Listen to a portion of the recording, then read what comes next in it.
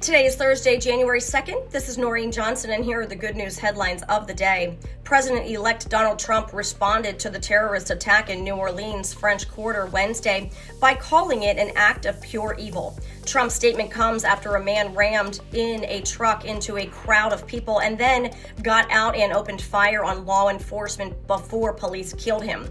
The suspect has been identified as 42-year-old Shamsud Din Jabbar, a U.S. citizen from Texas who had an ISIS flag with him, according to multiple reports. At least 10 people were killed and 35 more people were injured.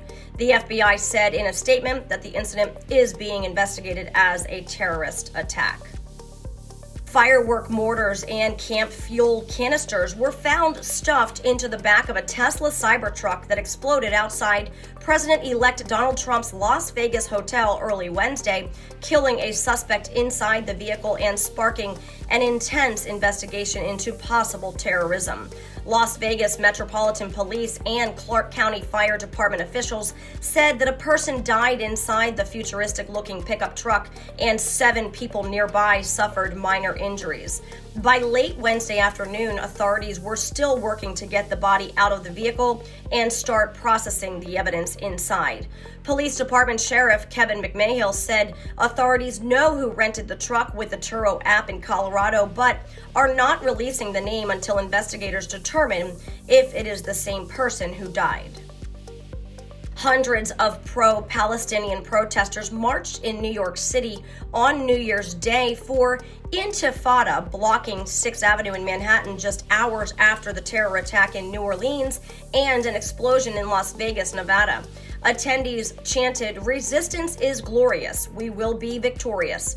We will honor all our martyrs, and Gaza, you make us proud."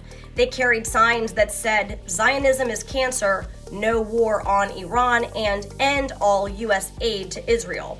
There is only one solution, Intifada revolution, they chanted, using a common refrain at anti-Israel rallies in the U.S.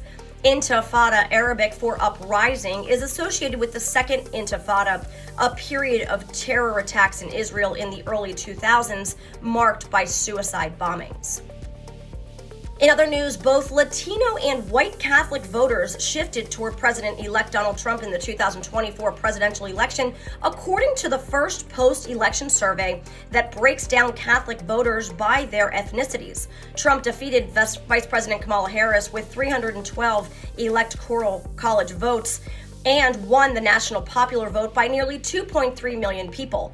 Exit polls showed that he won the overall Catholic vote by a double-digit margin on Election Day after losing that demographic to Joe Biden in 2020. According to a survey published by the Public Religion Research Institute in December, a large portion of Trump's improved performance among Catholics came from Latino voters, while a smaller part came from white voters. And then today we celebrate the feast day of St. Basil the Great. St. Basil was on his way to becoming a famous teacher when he decided to begin a religious life of gospel poverty. After studying various modes of religious life, he founded what was probably the first monastery in Asia Minor. Basil was tireless in pastoral care. He preached twice a day to huge crowds, built a hospital that was called a wonder of the world, organized famine relief by working in a soup kitchen himself, and fought the prostitution business. He is the patron saint of Russia. St. Basil the Great, pray for us. And those are your daily good news headlines. This is Catholics for Catholics. May God bless you, and may God bless the USA.